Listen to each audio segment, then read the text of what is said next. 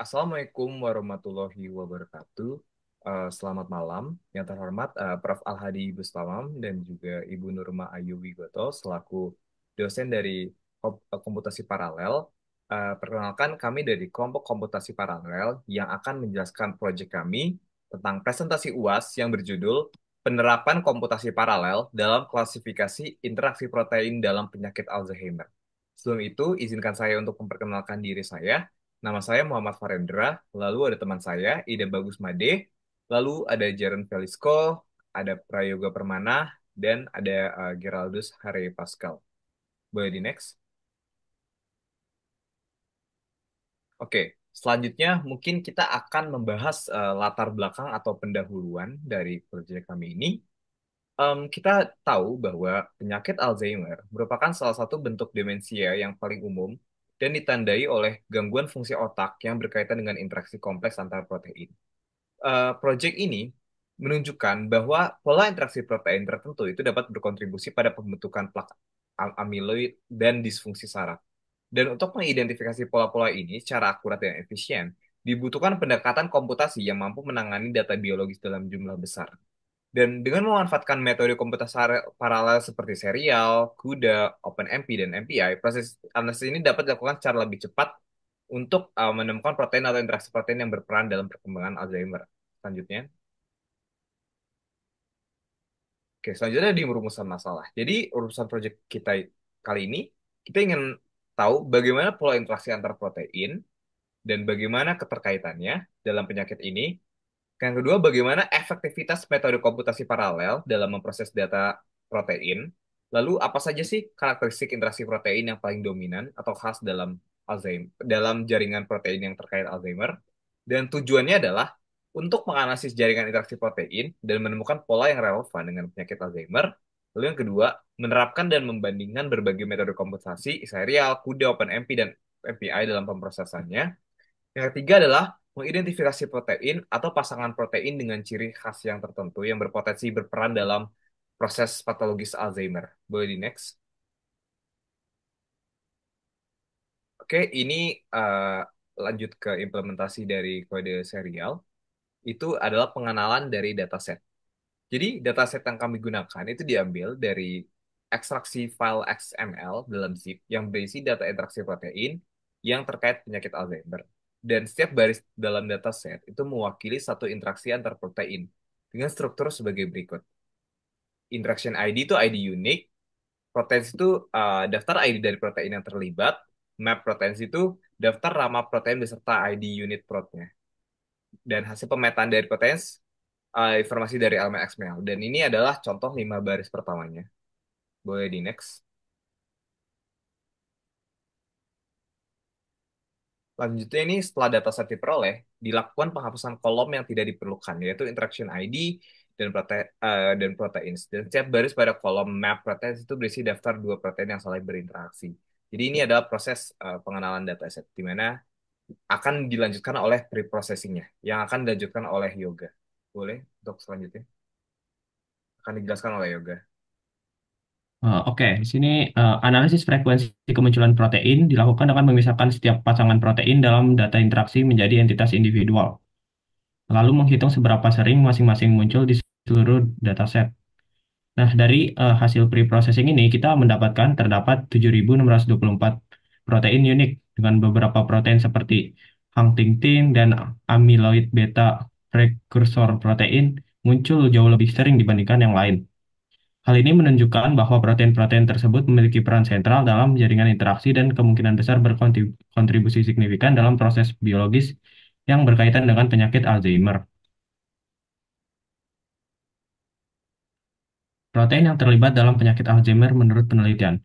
Nah, setelah dilakukan identifikasi terhadap protein-protein yang dikenal berperan penting dalam penyakit Alzheimer dengan mencocokkan UniProt ID dan data hasil ekstraksi, daftar ID yang digunakan mencakup protein seperti amyloid beta, prekursor protein, tau, P10636, dan klaserin. Proses pencocokan dilakukan dengan menelusuri seluruh data frekuensi protein untuk menemukan kesesuaian dengan ID tersebut. Hasil analisis menunjukkan bahwa amyloid beta prekursor protein atau APP beserta variannya seperti APP42 dan APP40 semuanya merujuk pada Uniprot ID sama yaitu P05067. Hal ini mengindikasikan bahwa dataset berhasil merepresentasikan beberapa bentuk penting dari protein tersebut yang diketahui berperan dalam pembentukan plak amiloid, karakteristik utama dalam patologi Alzheimer ini. Sini ada preproses untuk encoding. Ah, Nah, dari yang tadi, dari tabel yang tadi itu eh, kita belum melakukan encoding yang secara benar. Di sini dilakukan proses konversi dari nama-nama protein menjadi format numerik agar dapat diolah lebih lanjut secara komputasional. Seperti protein untuk yang sebenarnya telah dicatat dalam daftar frekuensi diberikan sebuah kode numerik ID berdasarkan urutan kemunculannya. Misalnya, protein yang muncul mendapat kode 0, yang kedua muncul kode 1, dan seterusnya. Kemudian untuk setiap baris pada data awal yang memuat daftar protein dalam kolom map protein, daftar tersebut diubah menjadi daftar kode numerik sesuai kamus yang telah dibuat. Hasil dari ini disimpan dalam kolom baru yaitu encoded protein. Nah, dari sini ini kita bisa lihat bahwa jumlah sekitar 7.000 protein unik tadi kita encode dan kita encode lagi si map protein ini sesuai dengan unik-unik kode tadi yang 7.000 protein. Oke. Ya, protein list encoding menggunakan mapping dictionary. Gambar tersebut menampilkan data interaksi protein dalam bentuk pasangan nama protein, map protein, dan ID numeric encoded proteins yang memudahkan analisis komputasi. Dengan 53.189 baris, data ini merepresentasikan jaringan interaksi protein yang dapat digunakan untuk klasterisasi menggunakan algoritma MCL, terutama dalam studi penyakit Alzheimer. Format ini sangat cocok untuk pemrosesan paralel menggunakan MPI karena ukuran datanya yang besar. Nah, analisis variansi, pemetaan dan encoding protein dalam dataset interaksi. Dataset ini menampilkan variasi dalam pemetaan dan encoding pasangan protein. Beberapa protein seperti APP42 dan APP protein 405067 muncul secara konsisten dengan encoding yang sama, menunjukkan interaksi berulang atau self-interaction. Sementara itu, terdapat pula entry dengan label N not a number dan encoding satu-satu yang menunjukkan kegagalan dalam proses pemetaan protein. Hal ini mengindikasikan bahwa adanya kombinasi antara data valid yang data tidak lengkap dalam dataset. Nah, NA ini berarti proteinnya itu tidak berhasil dinamakan. Oke. Pembentukan pasangan protein dari data frame. Uh, Gambar tersebut menunjukkan sebuah kolom bernama protein pair yang berisi pasangan protein dalam bentuk representasi numerik atau editor encode. Eh, Setiap baris mewakili satu interaksi antara dua protein yang ditandai dengan dua angka dalam sebuah list, misalnya pasangan 1396 dengan 1506 atau 1506 dengan 5528, menunjukkan bahwa adanya interaksi antara ID protein 1396 dan 1506 dan seterusnya. Di sini terdapat sekitar 4,29 juta baris interaksi protein, yang mana itu sangat besar.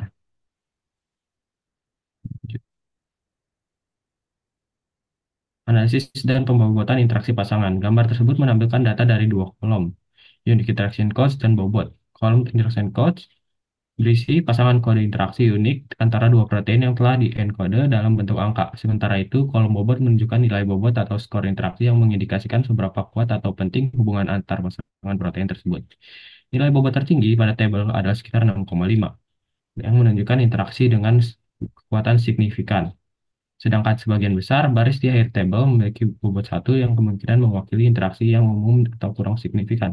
Dataset ini terdiri dari lebih dari 1,7 baris mencerminkan kompleksitas dan skala besar dari jaringan interaksi protein yang dianalisis. Oke, gambar ini menampilkan sebuah tabel yang terdiri dari dua kolom, yaitu unique interaction code dan bobot. Dengan total 80 baris data, kolom unique interaction codes menunjukkan pasangan interaksi protein yang sudah dikeluarkan secara numerik. Sementara kolom bobot berisi nilai yang merepresentasikan kekuatan atau signifikansi dari masing-masing interaksi tersebut. Beberapa interaksi memiliki bobot di atas 2, seperti 3,773 dengan bobot 2,79 yang menunjukkan hubungan yang lebih kuat dibandingkan dengan pasangan lain yang memiliki bobot lebih rendah. Misalnya satu, data ini merupakan subset dari data keseluruhan untuk analisis atau visualisasi tertentu. Dari sini Kita ini sebenarnya mengambil sebagian dari dataset untuk dianalisis. Udah. Oke, dari situ kita sekarang semua protein yang muncul dalam posisi awal maupun akhir interaksi dikumpulkan menjadi satu set. Lalu diurutkan ini bertujuan agar kita bisa menyusun matriks dengan urutan indeks yang konsisten. Nah, dari 80 interaksi protein ini tadi, yang kita ambil subset dari dataset yang besar tadi, kita membuat transisi matriksnya sebagai berikut yang kita bisa lihat dalam gambar ini. Oke, sekarang ada visualisasi dari matriks MCL ya. Karena hasil visualisasi ini sudah diencoding dengan konsep pada slide sebelumnya, Nah, maka kita akan contohkan dalam pengembalian protein yang berinteraksi. Uh, di sini adalah hasil dari visualisasi MCL-nya. Terdapat dua klaster. Kalau kita lihat dari gambarnya, di sini 1, 2, 3, 4, 5 angka ini sebenarnya sudah di map dari table untuk nama proteinnya apa dan angkanya itu apa. Jadi kita bisa lihat seperti dengan table yang sebelumnya kita buat. Di sini berikut kita contoh nih, misal 81 ini adalah contoh protein A2-NTK1 yang berada dalam klaster 2 pada visualisasi matriks MCL komputasi serial, begitupun seterusnya ketika kita ingin mencari nama protein dalam proses MCL. Nah, di sini kita lihat juga waktu eksekusi dengan menggunakan proses serial ini 0,04, sekitar 0,04 detik. Kesimpulan visualisasi matriks MCL dan komputasi serial. Visualisasi MCL atas matriks transisi protein memberikan pemahaman yang lebih dalam mengenai struktur modular jaringan protein. Terkait Alzheimer, klaster yang membentuk mengindikasikan memungkinkan adanya jalur biologis yang saling terhubung dan protein-protein penting. Hubungan protein yang bisa menjadi target diagnosis atau terapi. Dengan demikian, pendekatan ini sangat berguna dalam penelitian bioinformatika untuk pemetaan mekanisme molekular penyakit Alzheimer secara sistemik.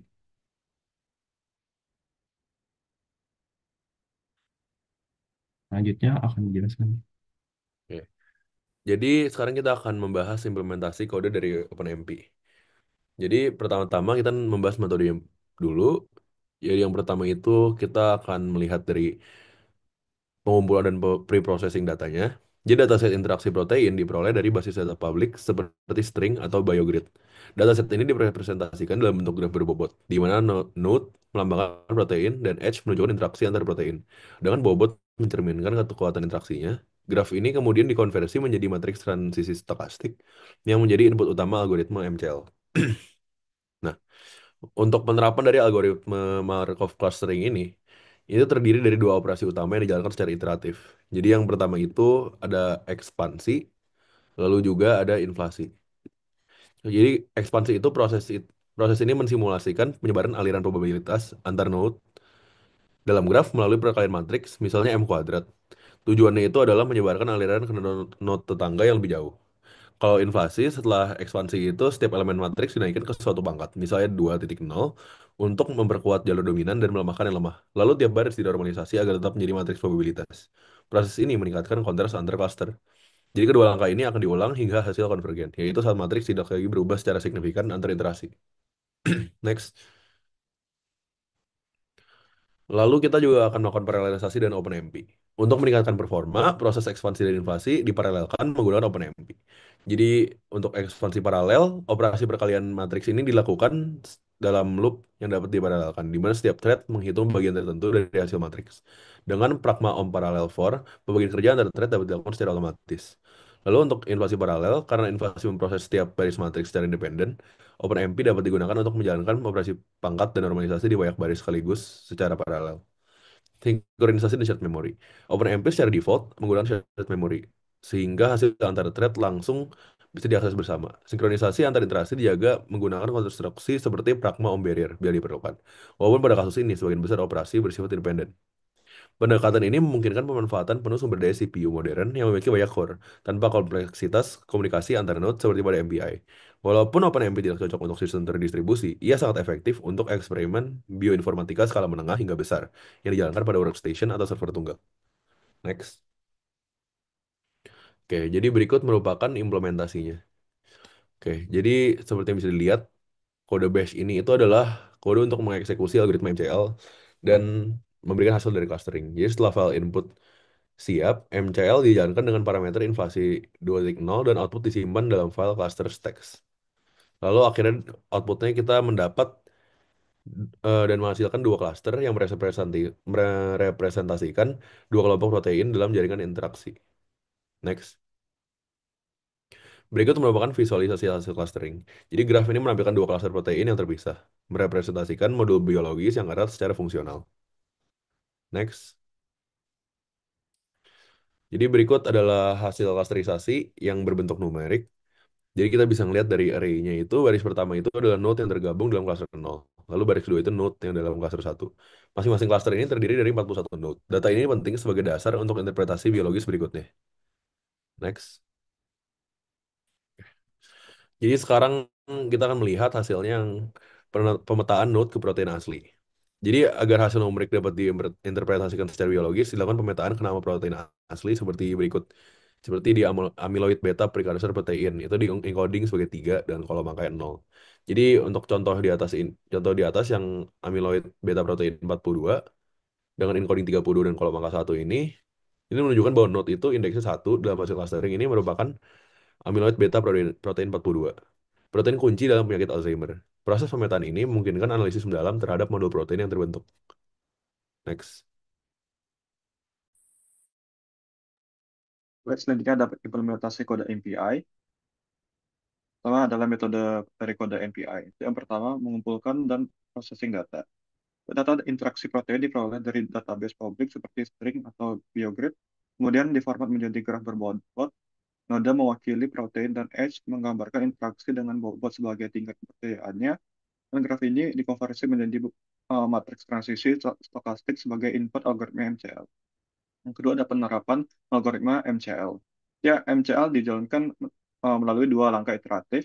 Yang pertama ekspansi, yaitu menyebarkan aliran antar node melalui pemangkatan matriks. Yang kedua ada inflasi, yaitu memperkuat jalur dominan dengan menaikkan pangkat elemen dan normalisasi baris. Proses ini diulang hingga hasilnya stabil, membentuk klaster protein yang saling terhubung erat. Yang ketiga ada paralelisasi dengan MPI, yaitu untuk efisiensi data pada dataset besar digunakan MPI. Yang pertama data dibagi dan didistribusikan ke proses paralel. Yang kedua ekspansi dan inflasi dilakukan secara lokal di setiap proses. Dan yang ketiga hasil diskronisasi dan digabung kembali untuk interaksi berikutnya. Yang keempat ada identifikasi modul protein, yaitu klaster hasil MCL dianalisis untuk menemukan modul protein yang relevan secara biologis, dan kemudian dikaitkan dengan mekanisme penyakit Alzheimer seperti plak amiloid dan stres oksidatif. Berikut adalah visualisasi matriks MCL, itu dari hasil clustering menggunakan MCL yang diproses secara paralel dengan MPI. Dapat terlihat dua klaster utama, itu masing-masing berisi node yang mewakili protein dengan interaksi erat. Dan visualisasi ini menggambarkan keberhasilan MCL dalam mengelompokkan protein berdasarkan pola hubung mereka secara efisien.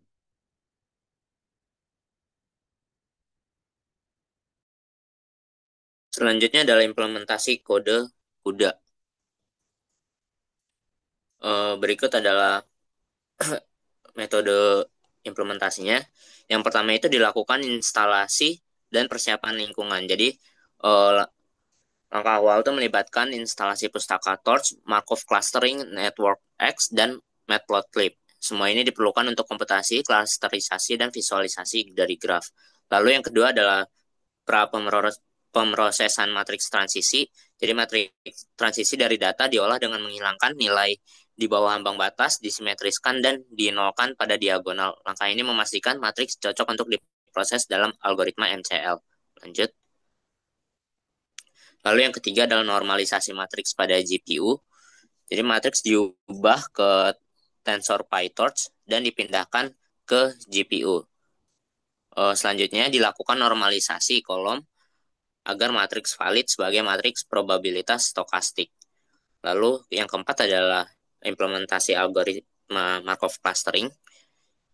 Algoritma MCL diimplementasikan secara manual menggunakan operasi tensor PyTorch di GPU. Dua tahap utama MCL yaitu ekspansi dan inflasi diterapkan secara iteratif. Ekspansi dilakukan dengan pangkat matriks untuk menyebarkan pengaruh transisi dalam graf, sedangkan inflasi menguatkan koneksi lokal dan memperlemah koneksi lemah melalui operasi pangkat elemen dan normalisasi ulang. Proses iteratif ini berlanjut hingga matriks konvergen sesuai toleransi kesalahan yang telah ditentukan. Lanjut. Lalu yang kelima adalah pengukuran kinerja menggunakan CUDA events. Uh, jadi waktu eksekusi diukur menggunakan CUDA events menunjukkan hasil yang sangat cepat, yakni sekitar 0,0046 detik, menandakan efisiensi tinggi dari eksekusi GPU. Lalu yang terakhir adalah visualisasi hasil klasterisasi. Jadi hasil akhir dari proses MCL divisualisasikan sebagai graf menggunakan network X, di mana simpul-simpul atau nodes diberi warna berdasarkan klaster yang terbentuk. Tata letak graf ditentukan dengan algoritma Spring Layout yang menyusun posisi simpul berdasarkan gaya pegas sehingga visualisasi menjadi intuitif dan mudah dipahami. Gambar yang dihasilkan menunjukkan dua pusat klaster utama yang membagi graf menjadi dua komunitas yang terpisah dengan jelas. Untuk selanjutnya kita ke kesimpulan dari proyek kami. MCL atau Markov clustering itu berhasil mengelompokkan protein dalam jaringan interaksi berdasarkan kekuatan hubungan. Dan klaster yang terbentuk itu menunjukkan kelompok protein yang berperan penting dalam proses patologis Alzheimer, seperti pembentukan plak, hiperfosforilisasi protein tau, dan juga respons inflamasi. Jadi terdapat banyak protein yang memang membentuk penyakit Alzheimer tersebut. Dan dari sisi komputasi sendiri, MCL itu diimplementasi dengan OpenMP, MPI, dan CUDA beserta juga serial. Dan hasilnya menunjukkan bahwa CUDA itu memberikan performa terbaik, yaitu 0,046 meter per second, dan jauh lebih cepat dibandingkan MPI, 0,6 meter per second. Dan karena efisiensi paralelisasi di GPU ini. Dan hal ini bisa membuktikan bahwa pentingnya pemanfaatan komputasi paralel untuk analisis yang bisa berfokus di bioinformatics yang berskala besar dan kompleks seperti ini. Boleh di next. Baik, sekian presentasi dari kelompok kami dan ini adalah daftar pusakanya. Apabila ada kesalahan, mohon maaf. Sekian proyek UAS kami. Terima kasih.